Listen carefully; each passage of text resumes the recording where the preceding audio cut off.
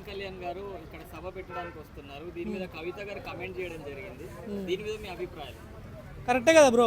ఎందుకు రావాలి తెలంగాణకి? ఇప్పుడు ఎప్పుడైతే తెలంగాణ అంటే నచ్చని వ్యక్తి 11 రోజులు నేను ఉపవాసం ఉన్నా, విడిపోతే తెలంగాణ ఆంధ్రను విడగొట్టినందుకు నేను అన్నం తినలేదన్న పవన్ కళ్యాణ్ ఆవిర్భావ దినోత్సవం రోజు ఎందుకు వస్తుండు? అంటే మన ఘర్షణలు పుట్టించడానికా లేకపోతే ఇంకేదైనా చేయడానికా? చాలా టైం ఉంది కదా, ఇన్ని రోజులు ఏం చేసిండు పెట్టడానికి? ఇలాంటి ఇష్యూ ఏదైతే జనసేనకి తెలంగాణకి ఏదైతే జరుగుతుందో ఇదే టైంలో పెట్టడానికి కారణాలు ఏంది?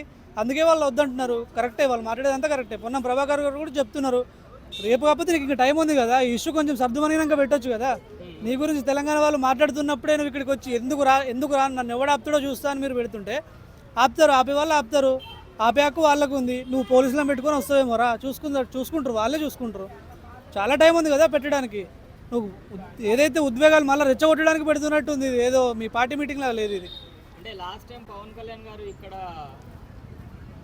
పర్ఫామ్ చేసినప్పుడు గెలవలేకపోయారు కదా, ఈసారి ఇదే ఫైర్ లో వస్తే నాకు ఓట్లు పడతాయి అని చెప్పి మన ప్లాన్ వేసారంటారు. ఎట్లా పడతాయి బ్రో? అసలు ఆంధ్రప్రదేశ్లోనే మొన్న ఆయనే చెప్పిండు కదా, నేను 15 ఏళ్ళు దేకినా నన్ను ఎవడు దేకట్లేదు ఆంధ్రప్రదేశ్లో అని.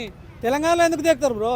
అసలు తెలంగాణలో వీళ్ళ పెత్తనం వద్దనే 2 రాష్ట్రాలు విడిపోయినాయి. ఇక్కడ ప్రజలు ఒకటే, ఈ ప్రాంతాలు ఒకటే, కాకపోతే ఇక్కడ పెత్తందారులు వీళ్ళు ఓవర్ చేస్తున్నారనే విడగొట్టినారు ఇక్కడ. అది పవన్ కళ్యాణ్ కావచ్చు, చంద్రబాబు కావచ్చు, అంతకు ముందు జరిగిన రాజకీయాలు ఏవైనా కావచ్చు, నేను వీళ్ళని ఉద్దేశించి అనట్లేదు. వద్దన్న వాళ్ళు మళ్ళీ ఇక్కడ వచ్చి పార్టీ పెట్టాల్సిన అవసరం ఏంది? మళ్ళీ వచ్చి నేను ఎవరు సీఎంగా చూస్తారు ఇక్కడ? నీకు అసలు వార్డు మెంబర్ కూడా గెలిచే ఛాన్స్ లేదు, నువ్వు మళ్ళీ వస్తాయంటే అక్కడ చూసుకో ఫస్ట్. అక్కడ సింగిలే. ఇప్పుడు విజయం చూసిన తర్వాత పవన్ కళ్యాణ్ చాలామంది అంటున్నారు, ఫస్ట్ నువ్వు సింగిల్గా రా బాబు, ఆ తర్వాత ఏమైనా పెట్టని. ఇప్పుడు ఈసారి ఇక్కడ పెట్టిండు అనుకో, లాస్ట్ టైం నెక్స్ట్ టైం మళ్ళీ ఇంకో సీటు కూడా రాదు అక్కడ ఆయనకి. అంటే ఇప్పుడు ఆంధ్రప్రదేశ్లో ఎట్లయినా నేను గెలవలేను సిబిఎన్ గారు ఉన్నంత వరకు అని చెప్పి తెలంగాణలో ట్రై చేస్తున్నారు అని చెప్పి అంటున్నారు జనాలు. మరి మీరేమంటారు? మరి ఇక్కడ కేసీఆర్ ఉన్నాడు కదా, ఇప్పుడు ఏదైతే చంద్రబాబుని చూసి నువ్వు ఇక్కడికి వస్తున్నావు, ఇక్కడ చంద్రబాబునే తరిమేసిన కేసీఆర్ ఉన్నాడు ఇక్కడ.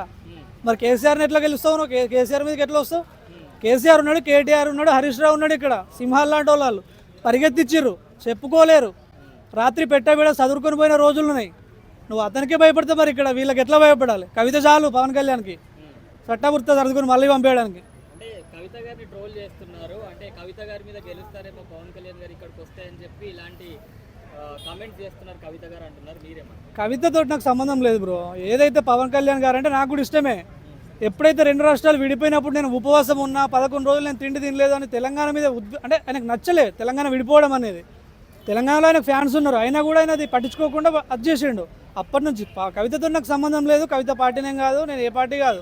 కాకపోతే పవన్ కళ్యాణ్ గారు ముందైనా రావాల్సింది, తర్వాత అయినా రావాల్సింది, రెచ్చగొట్టడానికి వచ్చినట్టు ఎందుకని చెప్పి అంతే, వేరే ఉద్దేశం ఏం లేదు నాకు కూడా. అంటే జర్నలిస్టుల ఇది ఇష్యూ జరిగిన తర్వాతనే ఈ సభ పెట్టడానికి ఏమైనా ముఖ్య ఉద్దేశం ఉందా? అదే అంటున్నా. ఇప్పుడు ఇదే జరుగుతున్నప్పుడు, ఇంత పెద్ద ఇష్యూ జరుగుతున్నప్పుడు నువ్వు ఒక పార్టీ పెద్దగా ఉన్నావు, డిప్యూటీ సీఎం లెవెల్లో ఉన్నావు, నువ్వు తర్వాత అయినా పార్టీ పెట్టి కన్విన్స్ చేసుకోవచ్చు కదా.